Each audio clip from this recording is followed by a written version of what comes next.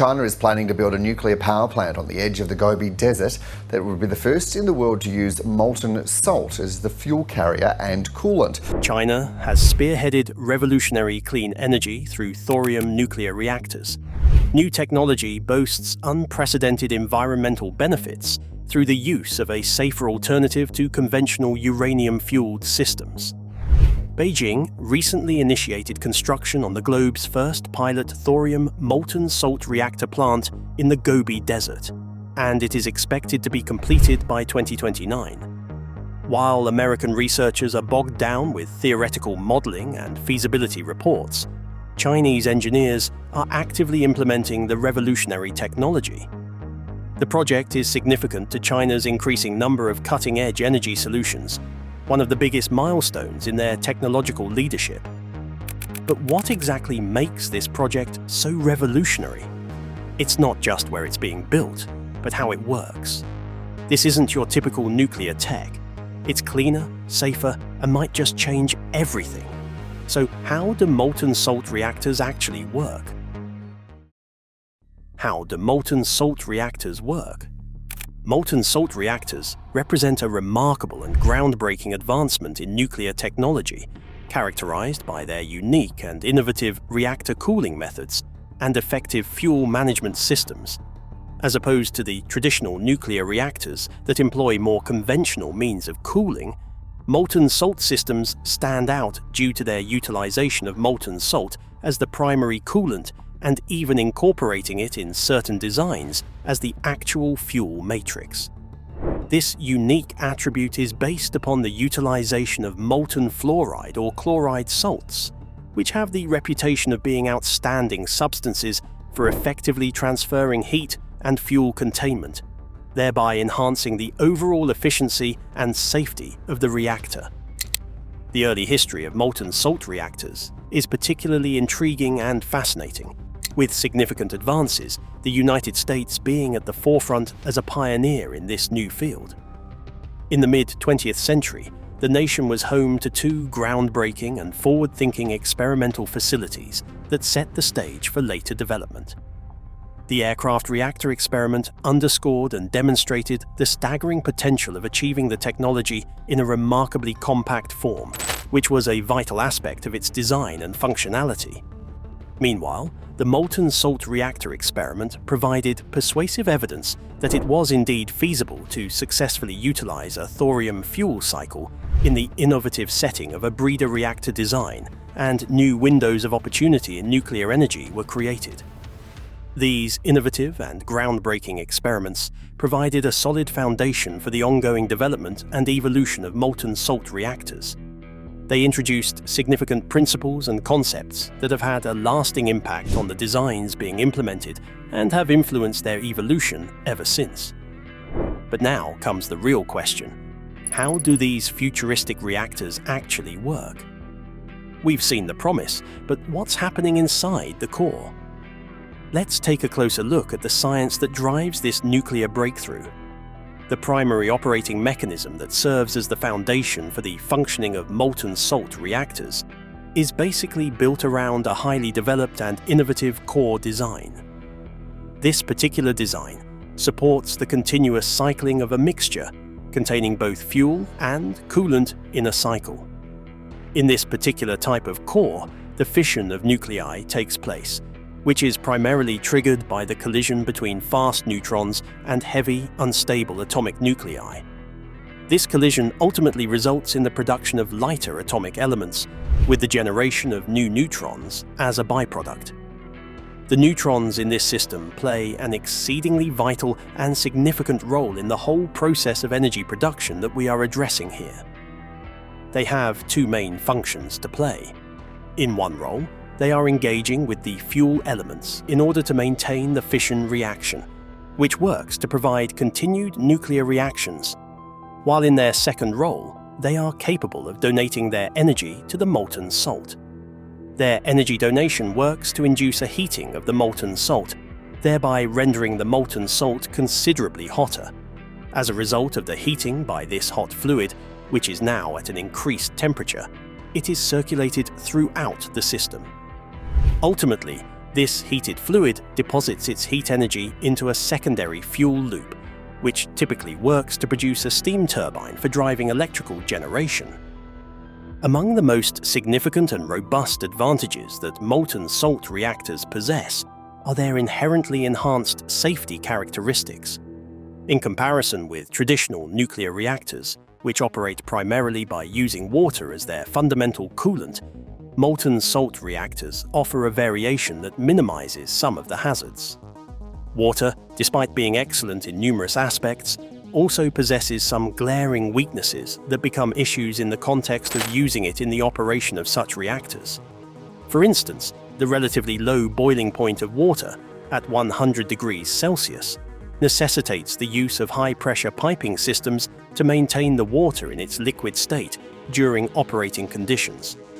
In the event that the system collapses, the potential for harm could be nothing less than catastrophic, as we have already seen through previous accidents such as the horrific Chernobyl meltdown. If water is rapidly heated, it transforms very quickly into a superheated gas, which could easily cause severe harm to the surrounding systems and buildings nearby. In contrast, the molten salt reactors have an immensely better safety record. Their high boiling point, usually in excess of 1400 degrees Celsius, obviates the necessity for high-pressure vessel containment structures and thus minimizes the chances of catastrophic failures. Also, upon failure of a system, fuel and coolant leave the reactor together, thus decreasing the chances of a meltdown. This element is particularly significant since the mingling of both coolant and fuel and their continuous flow are the key factors that prevent the development of potentially calamitous hotspots. These hotspots, if they were allowed to develop, would catastrophically compromise the structural integrity of the reactor itself. Another important and impressive advantage that molten salt reactors have is that they offer incredible operational flexibility.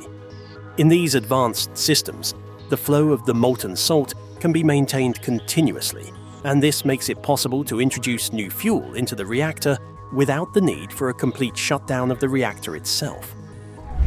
This process of shutting down a reactor can be extremely time-consuming and, as such, can also end up being extremely expensive, particularly in traditional solid-fuel reactors. Furthermore, these molten salt reactors make it possible to continuously extract undesirable fission products, which is an enormous benefit. In contrast, in more traditional reactors, fission products such as xenon-135 accumulate over time, and this ends up destabilizing the reactor through excessive neutron absorption. The fundamental reason that fission reactions are strictly confined within the reactor core, even when fuel is available to the whole system, lies predominantly in neutron density. The reactor core contains a much denser population of reactive materials compared to the rest of the system. This density accounts for a higher neutron flux that is required and sufficient enough to sustain the ongoing fission reaction with efficiency. In other places as well, neutron flux levels are not high enough to facilitate or maintain a sustaining nuclear reaction, and therefore, any fission process that occurs in such a place inevitably terminates and naturally dissipates over a period of time. This very property of the process is particularly useful and preferable in the context of emergency responses, as it guarantees that whatever leakage of the fuel, no matter how much, may exist, though less than desirable or preferred, results in much fewer risks in the form of explosively hazardous conditions than what a person might realize with gasoline leakage or spills involving gaseous materials. All these newer and contemporary reactor designs for improved next-generation molten salt reactors utilize a very efficient but simple safety device known as a freeze plug that is strategically located below the reactor. This freeze plug is kept at a lower temperature so that the molten salts contained therein are in the solid phase. During a loss of power to the reactor, this safety plug will melt, thereby letting the liquid salt flow into specially designed subcritical storage tanks, where the reaction will naturally terminate itself. The implementation of this particular safety feature is far easier and less complicated in molten salt reactors than in the more conventional solid-core reactors. The latter types of reactors need a continuous flow of coolant to render them safe to operate until the nuclear reaction gradually naturally decays over time. This natural decay process can be a very long one, perhaps taking hundreds or, in some worst-case scenarios, even thousands of years before it eventually ceases. The addition of these new capabilities makes molten salt reactors one of the most promising technologies for next-generation nuclear power. The potential for enhanced safety, operating flexibility, and passive safety systems is a giant leap from the traditional reactor technologies. The fact that they have the ability to employ simple, effective safety measures, along with their potential for compactness and continuous fueling, makes the molten salt reactor a prospect for meeting future energy needs. Molten salt reactors are already a huge leap forward in nuclear safety, but there's something even more exciting on the horizon: thorium. What makes this element so promising for the future of energy? Let's find out. Why is thorium so compelling? Thorium is a highly interesting and exceptional element that occupies a very unique position in the intricate structure known as the periodic table. The particular element is situated amidst the 15 metallic heavy elements, which are situated in the lower half of the periodic table, and has a position 2 places to the left of the extremely well-known element uranium. Thorium, when in one's hand, is a very soft and silvery white metal with a highly appealing luster. With the passage of time, however, this beautiful metal gradually undergoes a very noticeable transformation by darkening in color over time as it combines with oxygen in the air, resulting in oxidation. The amazing discovery of thorium took place in the year 1828, a great feat by the celebrated Swedish chemist Jöns Berzelius, who was widely acclaimed for his contributions to the field of chemistry.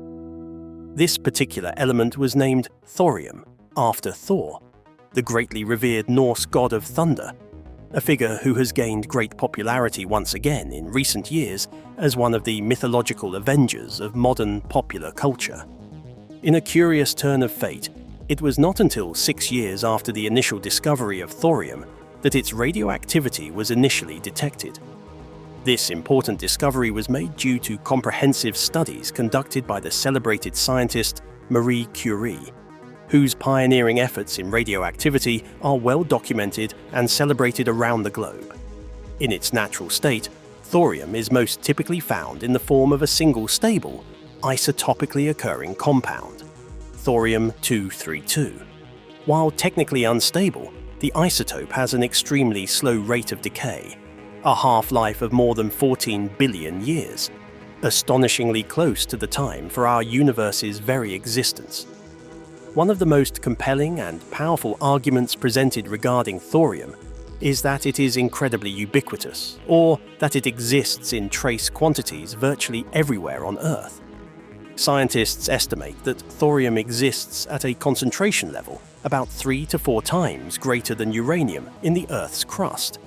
Most thorium is derived from a mineral known as monazite, which contains a very high thorium phosphate content, making it a worthwhile substance to extract thorium from and utilize. This very precious mineral is usually mined as a byproduct of mining operations targeting other rare earth metals. A fundamental question one could pose regarding the utilization of thorium as a potential future nuclear energy source is, given its extremely slow rate of radioactive decay, why would it be such an effective and efficient source of energy for nuclear use?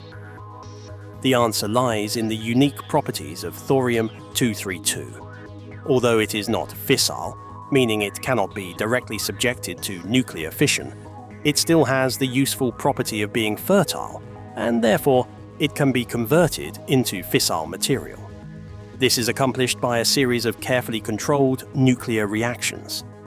Thorium-232 is initially bombarded by neutrons until one of them is absorbed and produces thorium-233.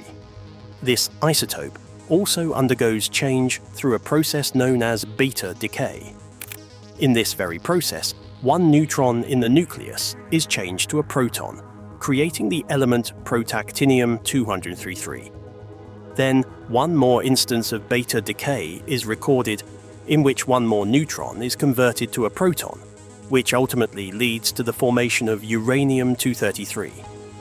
The uranium-233, thus produced as a result of these nuclear processes, is fissile, i.e., it can maintain a chain reaction and therefore can be used effectively as fuel in nuclear reactors for energy production.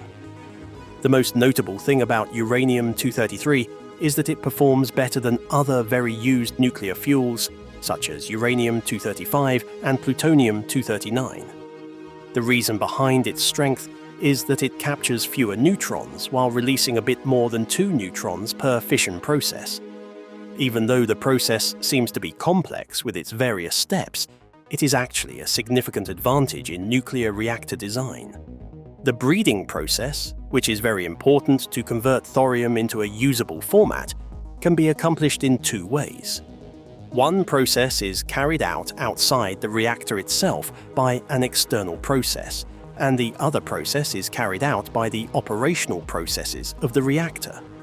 Notably, the second process has gained particular importance and development over the last few years, especially when thorium is combined with a molten salt bath during the breeding process. The reaction is initiated with thorium-232, which is mixed in carefully with molten salt under controlled conditions, and a minute amount of uranium-233 is added for the specific purpose of stimulating the reaction and generating the neutron flux.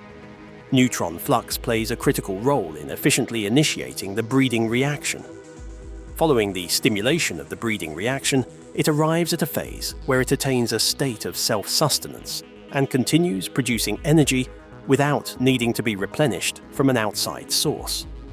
The marriage of thorium with molten salt reactor technology provides a set of interesting and significant advantages. The combination results in a highly efficient fuel cycle, which effectively exploits the inherent safety advantage of non-reactive thorium, while also benefiting from the fast and safe storage characteristics that are intrinsic to molten salt reactor designs. Also, the high neutron absorption properties of thorium mean that fewer actinides are produced. Actinides are a group of 15 elements located at the bottom of the periodic table, which are widely known for being highly radiotoxic and possessing long half-lives that are significant to their overall environmental impact over extended timeframes. One of the most significant and interesting advantages associated with thorium as a nuclear fuel source is its unique character regarding waste production. According to the consensus that has been established by a wide variety of experts, after extensive and thorough research that has been conducted in the area, thorium nuclear waste has been found to be radioactive for a period of approximately 500 years. This is in stark contrast with uranium waste, which has a significantly longer radioactive half-life period that can reach up to 10,000 years. Furthermore, it should be mentioned that the burning of thorium results in the production of approximately 10,000 fewer radioactive byproducts than those resulting from conventional nuclear fuel sources. The great decrease in both the quantity of waste created and the duration for which that waste is hazardous provides thorium molten salt reactors with much better chances. This is particularly evident when taking environmental costs and safety considerations into account in comparison to those of traditional nuclear reactors.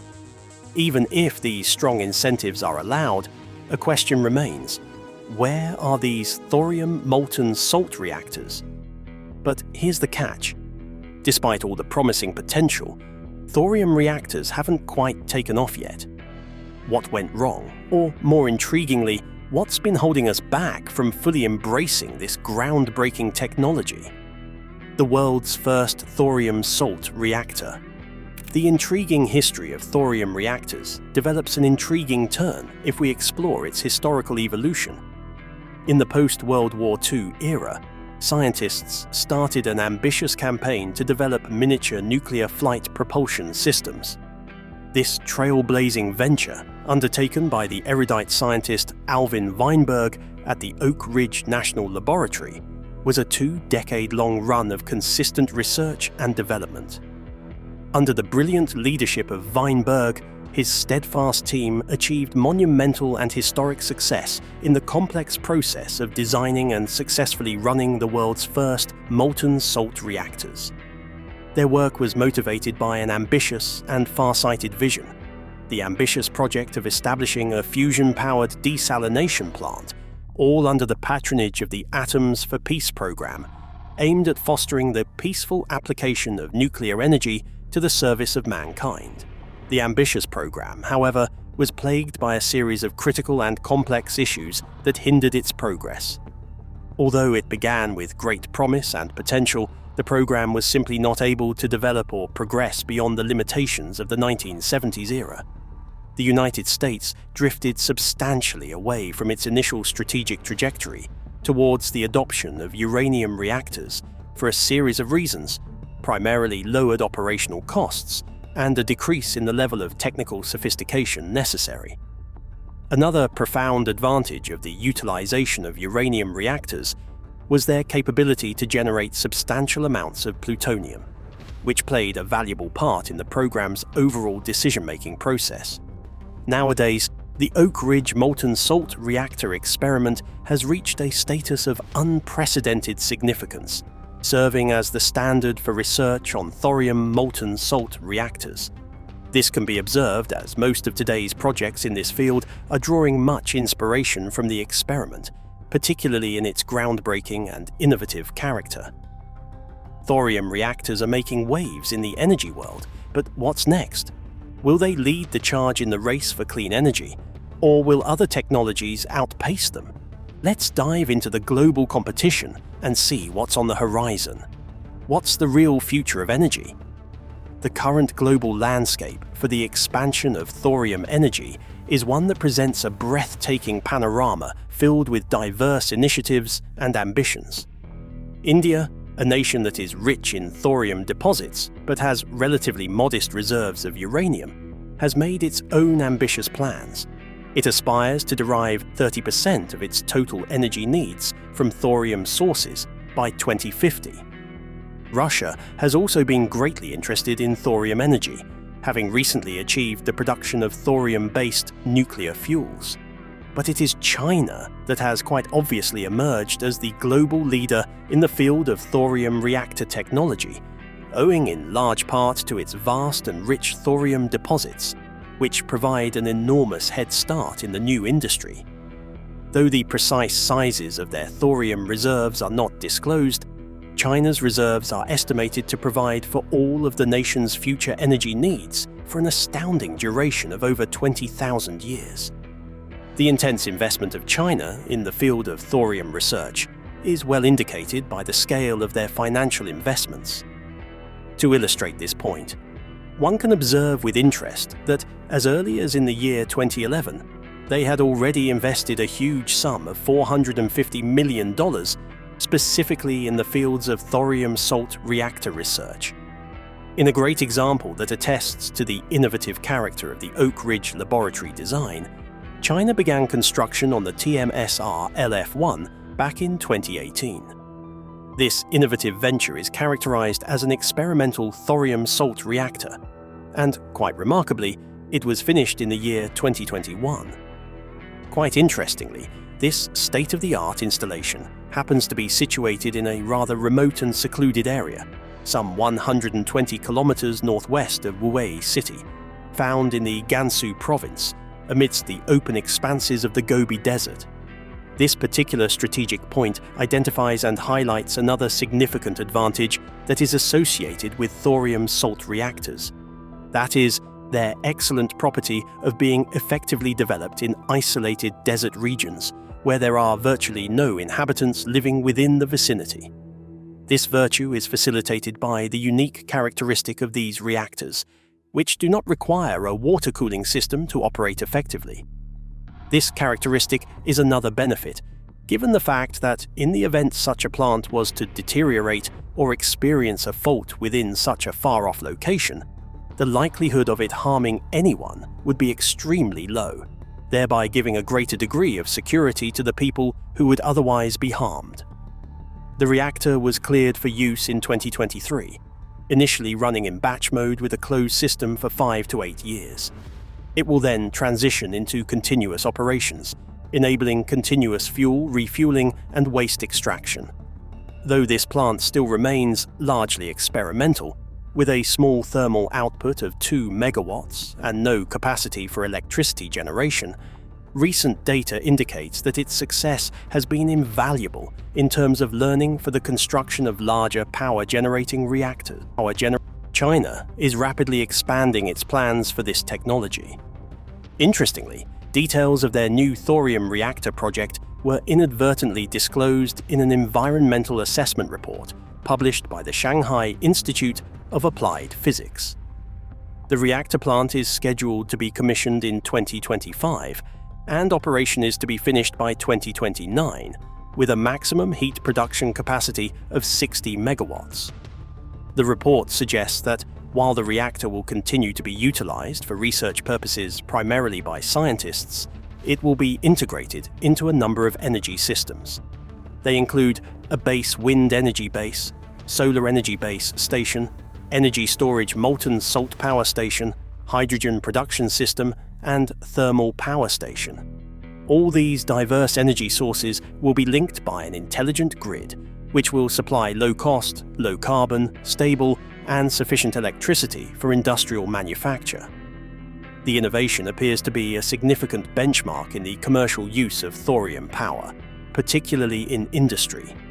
From 2030 onwards, as the report states, there are intentions for further commercial modular reactors powered by thorium, with an electrical capacity of over 100 megawatts. This technical leap is part of China's overall energy strategy, which is to become carbon neutral by 2060 and build a massive commercial head start over other nations. China ultimately plans on marketing modular thorium reactors under their Belt and Road Initiative as a global power in producing power as part of their larger strategy of linking trade networks between China and other regions of Asia, Africa, Europe, and other locations. This project can be considered an advancement of the high-end technology of the old Silk Road. China's rapid progress on alternative energy sources prompts one to ask the following question: should others follow the same route? The United States and other Western countries are not sleeping in this regard.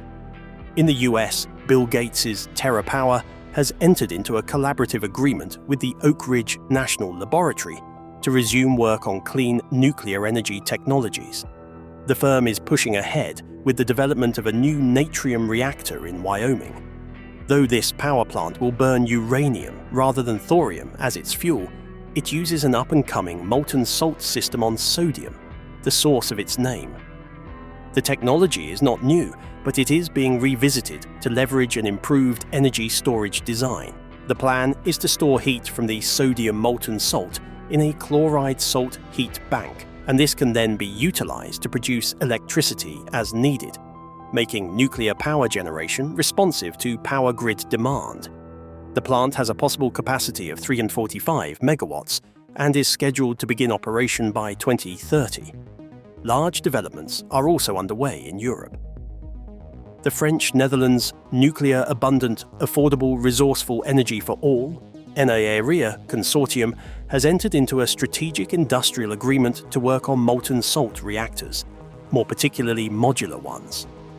This is important since NAREA is contributing its experience in the development of small modular nuclear reactors, while Theon is contributing its experienced know-how in thorium and molten salt reactors.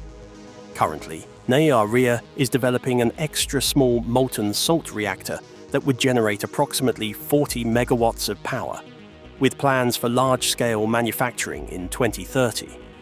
The Thorium, though, is aiming higher, a 100-megawatt thorium molten salt reactor with a projected pilot system by 2035. Even this timeline seems more realistic than some of the ambitious projections made by small modular reactor companies. However, many of these companies in the past have been too pessimistic when it comes to timelines and cost point projections. Their success will depend on close monitoring to determine their actual impact. The saga of the Thorium reactor is ongoing, with various nations and companies chasing various approaches to this potential technology. While some of the advancements may be overly optimistic, the benefits of thorium reactors, including their enhanced safety, reduced waste generation, and ability to operate without water cooling, render them a worthwhile area of research and development in the quest for clean energy sources. The situation we are seeing today regarding emerging technologies offers a number of strong and promising options that have tremendous potential. Yet, as we get closer to the details of the developments, it becomes all the more apparent that the pace at which these technologies are developing, along with the investment of financial resources in such endeavors, is below the levels that would be necessary for any party to achieve true leadership positions on a worldwide basis. While there are certainly a number of projects in the works that demonstrate considerable promise and may result in tremendous breakthroughs, the fundamental problem is still the lack of adequate investment of time, effort, and resources in fully examining and analyzing the possibilities in depth. Emerging technologies hold incredible promise, but are we investing enough to turn them into global leaders? As we dive deeper, let's explore one of the biggest hurdles: molten salts and their corrosive nature. Can researchers overcome this challenge, and what's at stake for the future of energy? What do you think, though? Are we moving fast enough? One of the most significant challenges arises from the character of molten salts themselves, whose highly corrosive nature poses enormous technological hurdles. These appear especially in material science research and reactor component design, where these systems need to exhibit the ability to survive very harsh operating conditions over very long intervals of time. Furthermore, the regulatory landscape poses tremendous challenges, as highly detailed frameworks regulating commercial reactor operation exist in levels of development but not enforcement. The freshly touted ambitious timetables of Chinese policymakers towards an early reactor deployment by 2029 are worthy of consideration. Though such aggressive planning may at first blush appear to be overly optimistic, there is a sound rationale for being optimistic regarding ambitious targets instead of pursuing a reactive policy. There is precedence in approach, given that China has consistently shown across other alternative energy domains by making enormous strategic investments. The abrupt and unforeseen turn in the economics of solar energy across the globe can be read as apparent evidence of the effective and successful implementation of properly designed industrial policy. Let's examine the global feasibility and viability of solar technology today. We can attribute it to only two crucial and significant factors serving a vital role. Firstly, the European subsidy programs that have been continuously offered, and secondly, China's conscious and intentional policy to achieve economies of scale by mass-producing colossal volumes of solar technology. By the middle of the year 2024, the overall quantitative effect caused by these policies was most deeply experienced, especially when it emerged that the total installed solar capacity throughout China had hit an extraordinary record of about 700 gigawatts. This remarkable record was significantly enhanced by an astounding addition of 100 gigawatts that occurred in just the first half of the year 2024 alone. This phenomenal and remarkable growth trend goes to point out not only the business potential, but also the strategic importance of pursuing aggressive technological advancement in the energy industry. This is particularly true when considering the rapidly evolving global energy scene, which increasingly demands and necessitates sustainable options to meet its energy needs effectively. Feel free to let us know your thoughts on this in the comments section down below. And if you also like this type of video, be sure to leave a thumbs up and share the content. Make sure also to subscribe and turn on the notifications bell so as to be notified anytime we make an upload. See you in our next video.